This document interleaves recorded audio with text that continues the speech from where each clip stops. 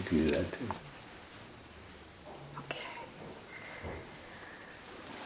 All right. It is my honor and privilege to be able to interview Dr. John Rudisill on this day, April 18th, 2015. My name is Kathy Gaw, and I had the pleasure of working closely with you on the Ohio Psychological Association's Board of Directors during the period of your presidency, the year 2011 through 2012.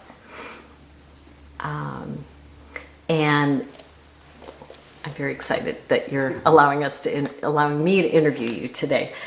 When I looked over your vita, I have to say that I'm really impressed with the breadth and the depth of your practice and involvement over the years. Not only have you been president of OPA, but you also hold 2 diplomate designations, one in clinical psychology and one in administrative psychology. Your practice has been true to the Boulder model since receiving your PhD from Indiana University in 1974, in that you've taught within medical and graduate psychology programs. You have a thriving private practice, and you've been consulting to a large number of for-profit and nonprofit organizations, in addition to volunteering and performing leadership roles on the boards of the Ohio Psychological Association, the Dayton Association of Psychology, the American Board of Professional Psychology. In addition to all that, are you tired yet? You've held additional leadership roles within Wright State University, the Boone Schaff School of Medicine, the Wright State University Department of Family Medicine, the Wright State University School of Nursing, the Wright State University School of Professional Psychology, and the Wright State Department of Psychology. Wow.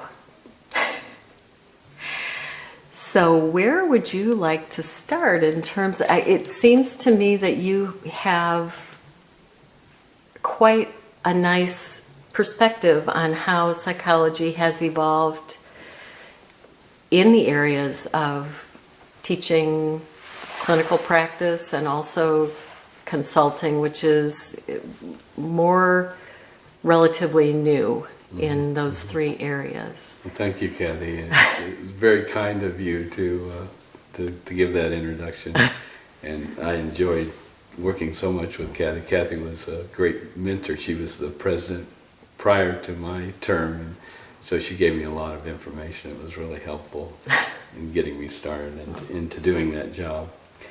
I'd like to say, I think, to start out with what a wonderful career psychology is. If you're a young person who's being forced to watch this,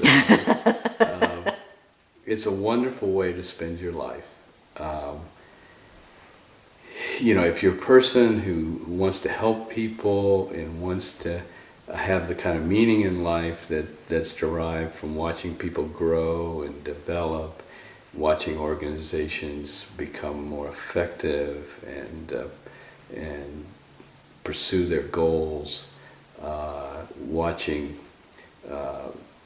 faculty develop and all kinds of different roles.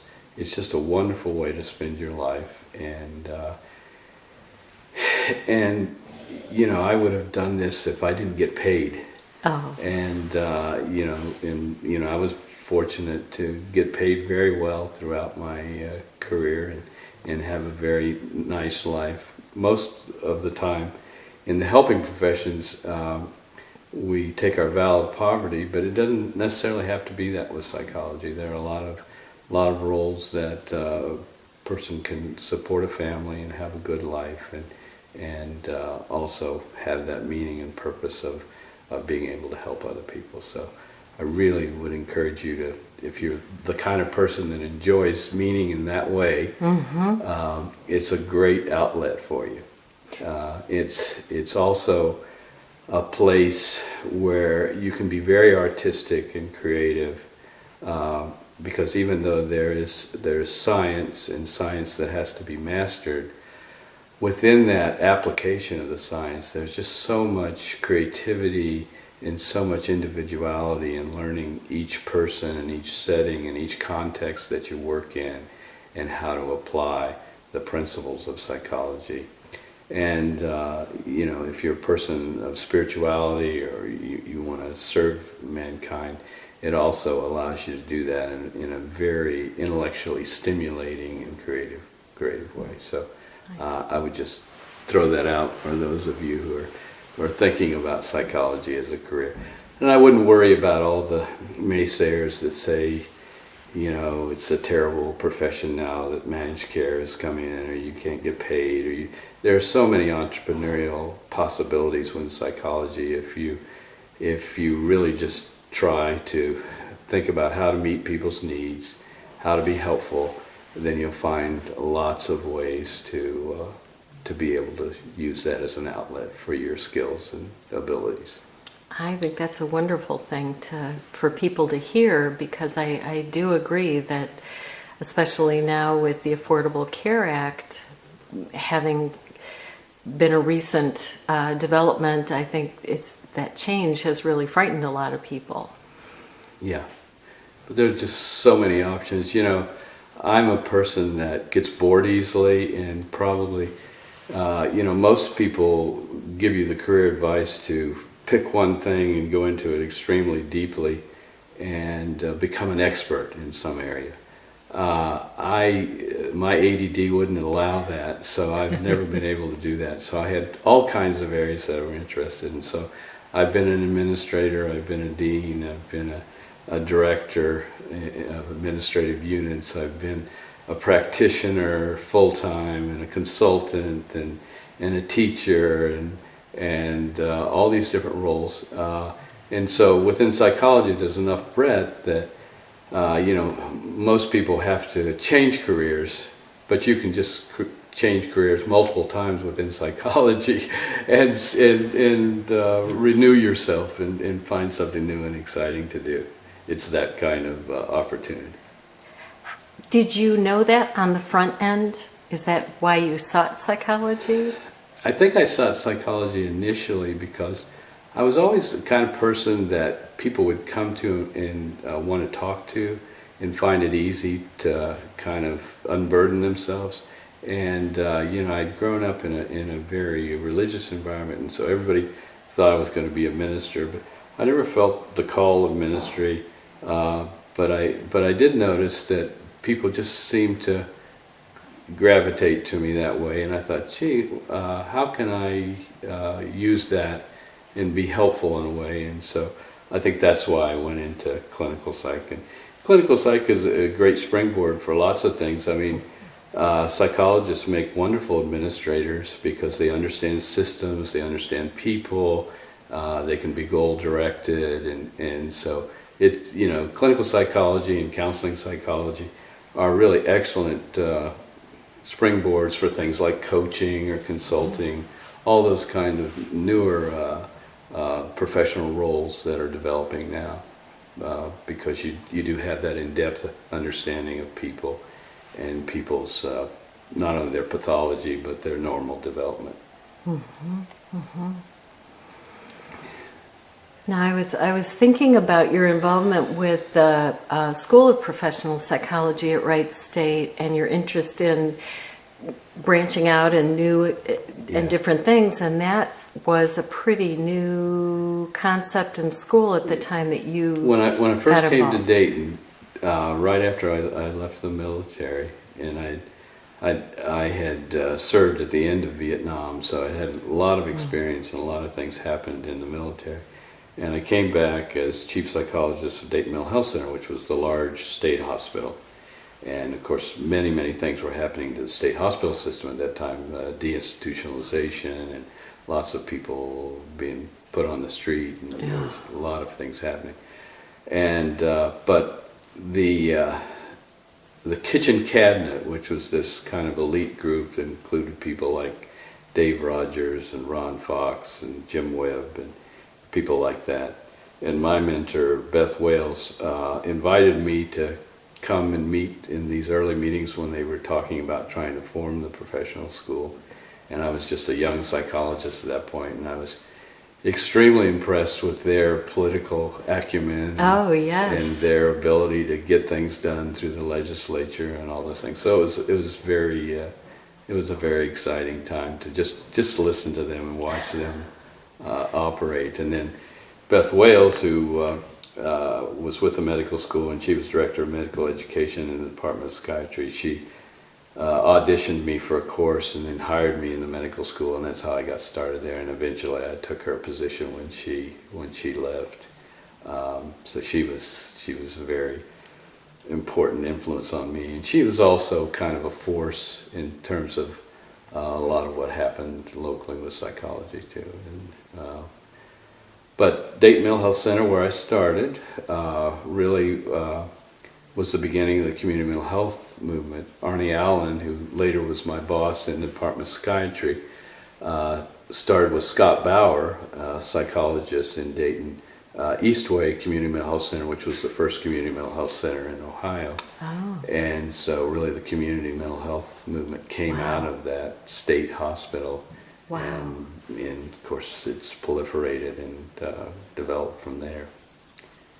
So those are some of the early days, and then I would be involved with the school off and on, and then, you know, I was at the medical school for a really long time, and had various roles there, and the medical school, and the president of Wright State was the previous dean of the School of Medicine, and people were encouraging me to apply to be the dean of the School of Professional Psychology, and then finally I got that position. I think partly because the dean of the School of Medicine was the president and made the ultimate decision. But and so I was there for 7 years, and that was a great ride. That was an organization that hit upon hard times and was a bit troubled while I was there in the beginning, but it kind of you know, people worked hard and kind of worked out some of their issues, and the school started to do really well again. And so that was a kind of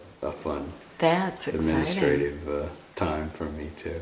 So you would have followed not Leon Dean Vander Fox. Creek. Okay, Vander Creek. Okay.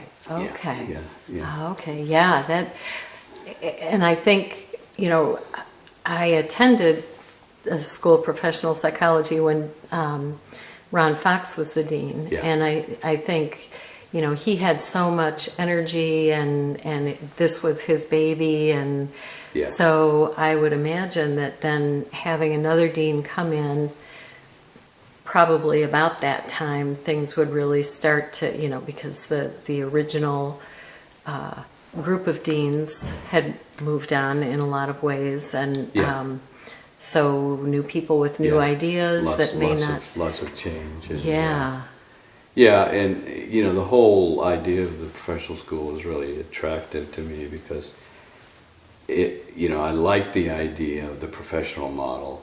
You know, obviously I've lived in the Boulder model that I was trained in, but I was always attracted to the idea of the application of psychology and training people, much like I trained physicians in the medical school to really practice and to be consumers of research, and to really be able to apply that trade to people's lives and help them. And the professional school also had a lot of high ideals about diversity and about trying to increase the number of minority psychologists available for the population, and did a really marvelous job. While I was there, we led the nation in the percentage of African American students who graduated from the program, and so it was exciting to be a part of that because Yes. it had a social consciousness in addition to the academic work that they were offering students. That's wonderful. And so you were there on the front end of a number of changes. I mean, that shift from institutionalization to deinstitutionalization, and then professional schools coming on board, and involving students, graduate students, that other traditional programs might not involve. Diverse students, older students, students with different backgrounds. Yeah.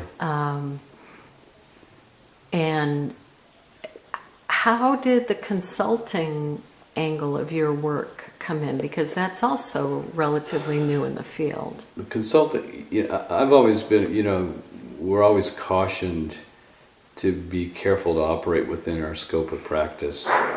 And I think that's a very important principle. I've probably been right on the edge of that, in the sense that I was always willing to try something that I didn't know everything about. Yeah. And it always stretched me. I remember very early into my time in Dayton, I was seeing an attorney who was probably the most prominent attorney in Dayton, and he was doing legal work for the Imes Company, and the Imes Company at that time was a $5 million a year company, and the owner of the Imes Company was a very far-sighted, remarkable man, Clay Mattill.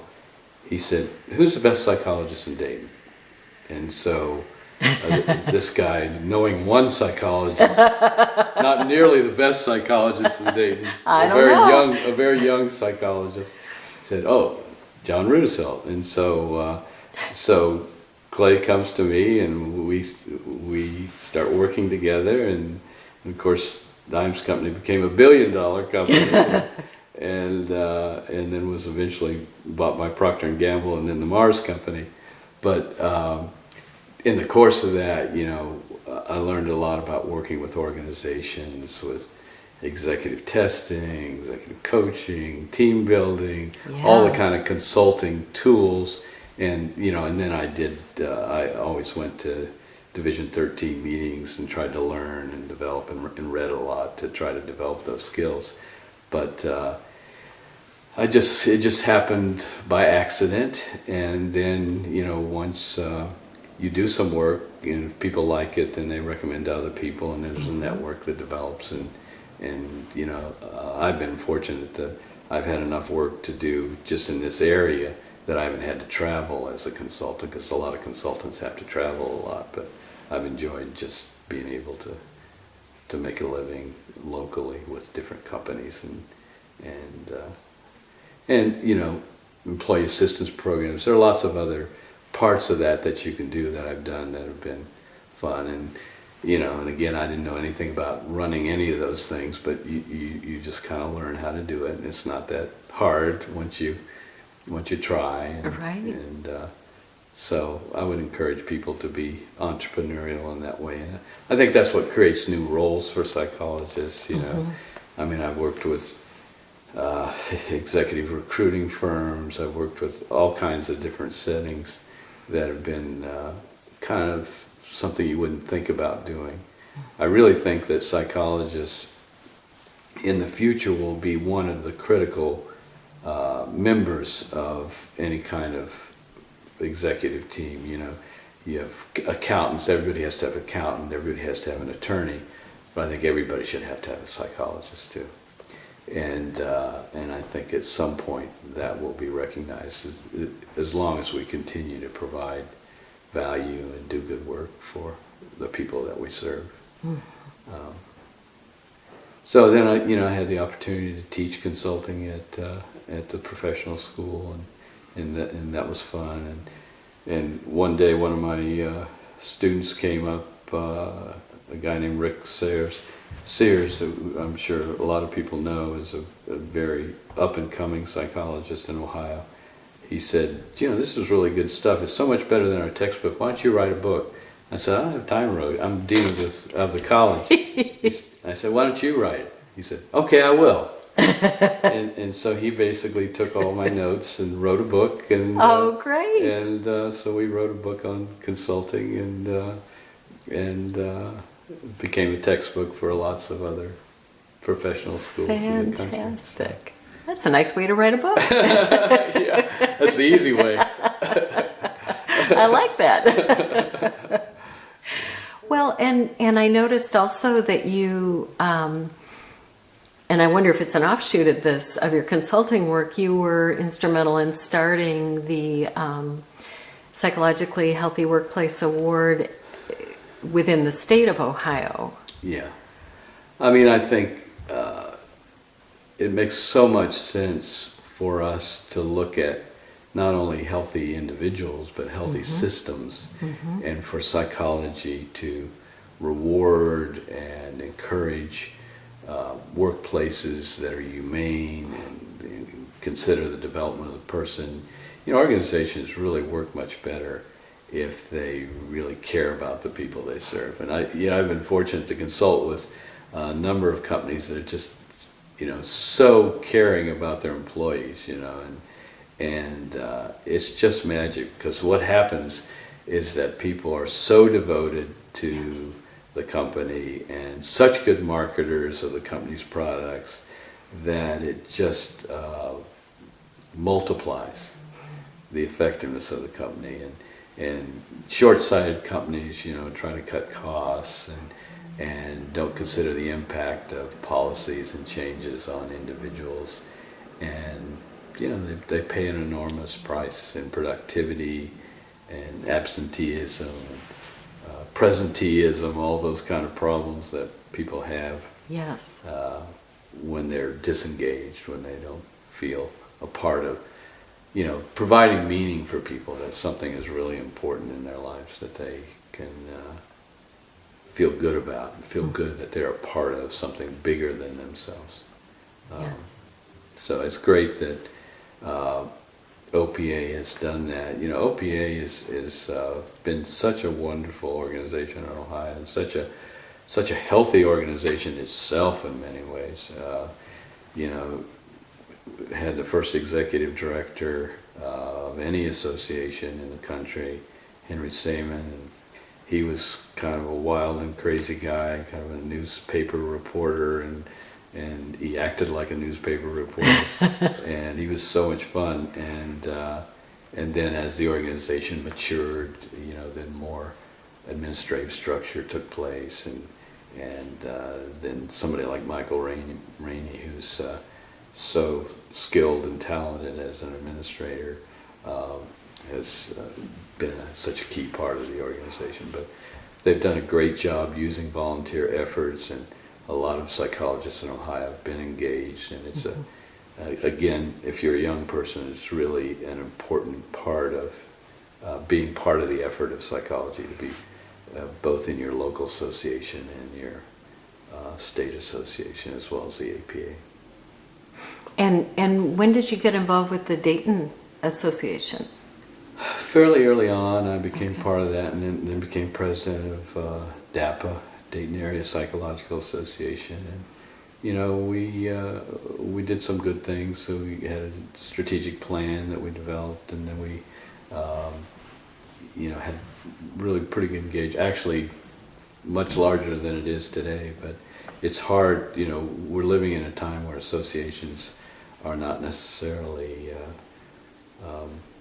embraced by younger people, but it's a great way to get your continuing education and do some networking, and if you have a practice, a good way to get referrals, and because people always have conflicts, or they always have referrals that they can give to other people, and so early on, I would meet with a lot of psychologists for lunch and get to know people, and just try to develop a network, and I think that was helpful.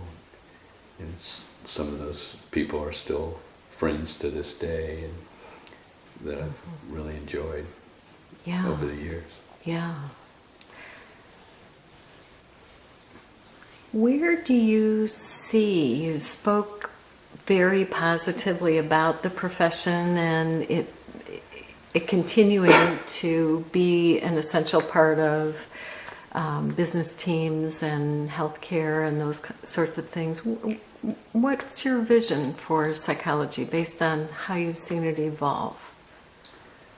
Well, I mean, I think that it's important for us to think broadly about the application of psychology.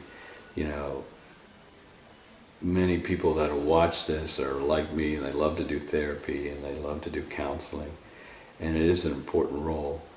But the skills of those roles really translate to lots of other roles too. And those are important, and sometimes more impactful than just working one-on-one with a person.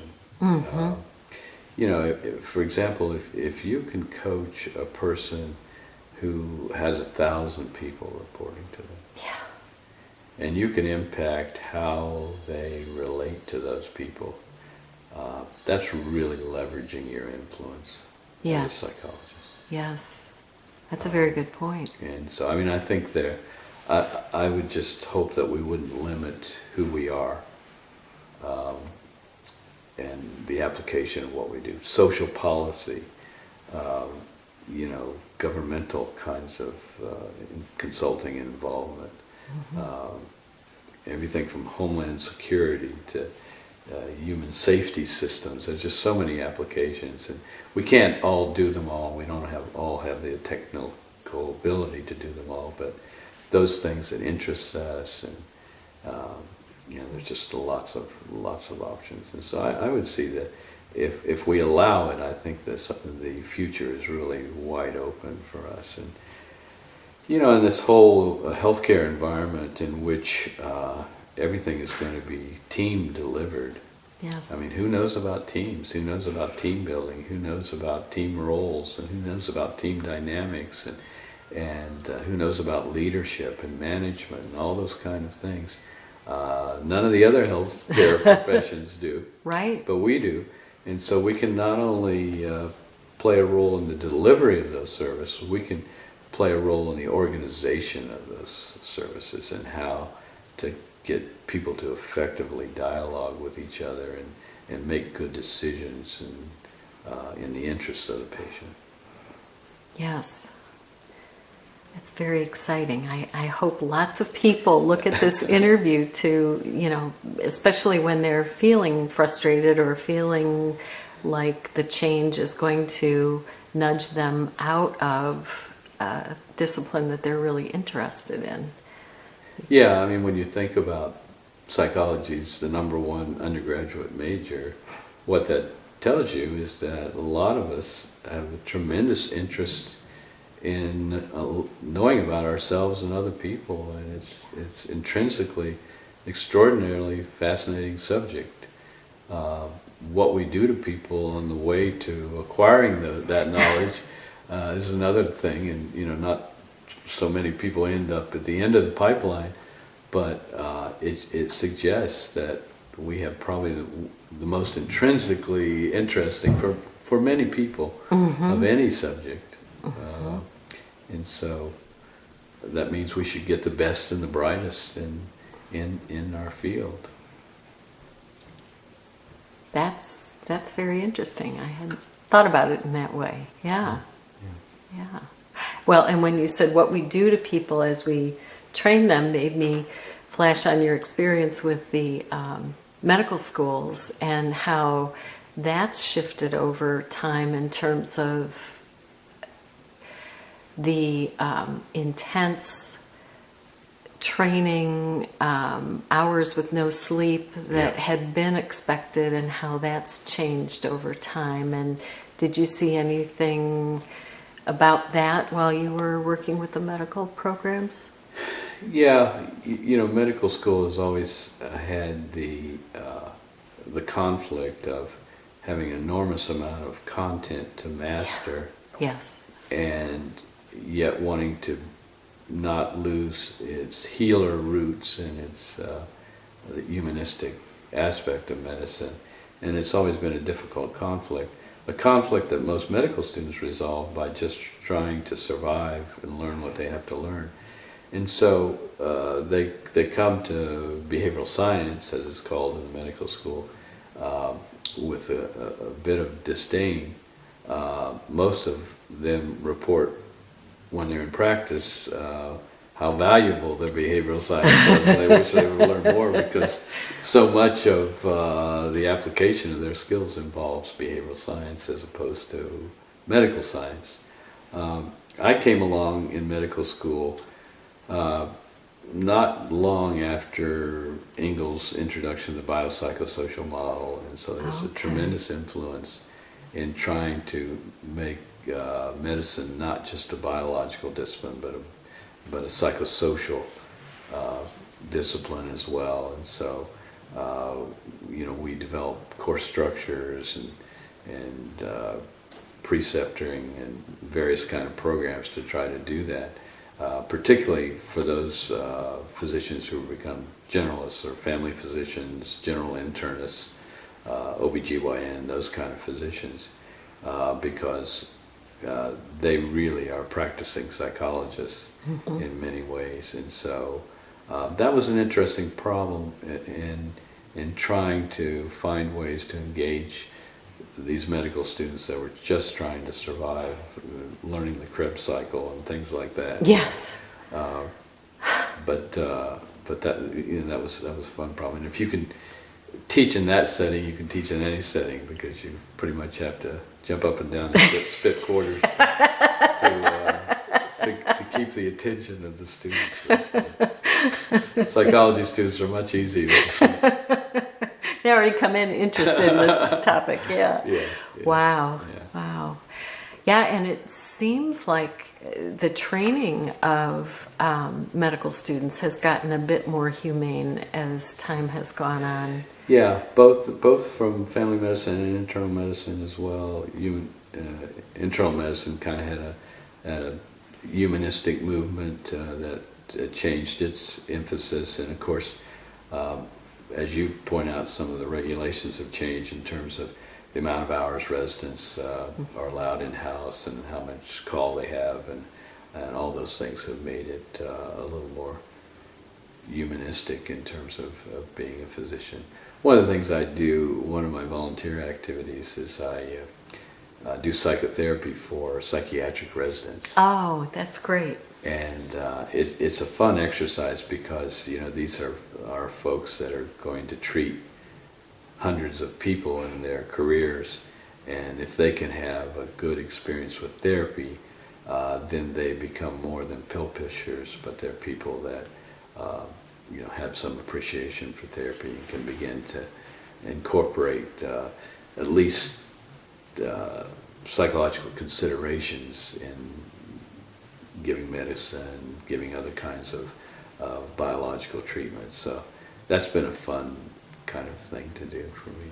Oh, I think that's wonderful. And do you think that breaks down some of that turf struggle between psychiatry and psychology? I think it does. The beginning of my career, the turf issues between psychiatry and psychology were really bitter. Uh-huh.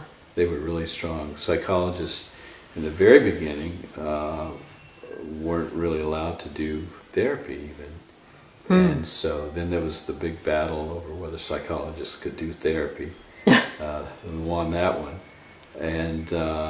But tremendous enmity between the professions, little less between the actual psychiatrists and psychologists, because there was some respect there and appreciation of each other there. But the profession is very bitter. But I think over time it's really actually gotten better. I know it's still an issue but it's an issue that parallels optometry and ophthalmology or family medicine and internal medicine. There are lots of these kind of struggles that really relate to economics, and they relate to scope of practice and those kind of issues. But I think we're better at it these days in terms of getting along. And those fights seem to be fought most vociferously now around prescription privileges and at the institutional level as opposed to the local level. But psychiatry obviously has become increasingly medicalized, and that trend doesn't seem to be changing. So they are less overlapping with some of our psychological skills. They just don't get as much of that as they got at one time. And of course, typically psychiatry programs were very psychodynamic and psychoanalytic. So even that's changing some now. So it's really changed a lot during the course of my career. That's interesting. And so I know that, and I don't know if you would want to comment on this or not, but I know that one of the concerns for psychologists in regard to the idea of prescriptive privilege is that they would go down the same route that psychiatry has, where it's just become increasingly medicalized. And I don't think there's any question that that's true. Okay. There's just too much to learn to crowd the curriculum, and so if you put in all the biological kind of study that's required to become an excellent prescriber, you're going to squeeze out things like human development and psychopathology and some of the personality and some of the psychologically oriented courses that you currently have, and unless you extend the training, and we already have a very long period of training. So I mean, I think that is a real concern, and I mean, I wouldn't be interested in prescription privileges just because I enjoy so much the application of psychology. I think it is an exciting thing for young students to do, and a viable thing for our profession. But I think we should allow for specialization, and some people that are really going to be therapists, and other people are going to be prescribers, and then some that have the incredible ability to blend those things. But that'll be hard for a lot of us to be able to handle all of that. Right, right. Yeah. Well, I don't know. You've handled a lot of blending of very different kinds of roles and done them all very, very well and simultaneously. Thank you. Thank you. Yeah. It's a real privilege to be able to do this interview. It's not something I imagined that I would be asked to do, but thank you for the opportunity. Oh, you're very welcome, and thank you for taking the time to talk with me today. I think it's very valuable, and I think anybody who sees this will really enjoy it. Thanks, Thank you, guys. John.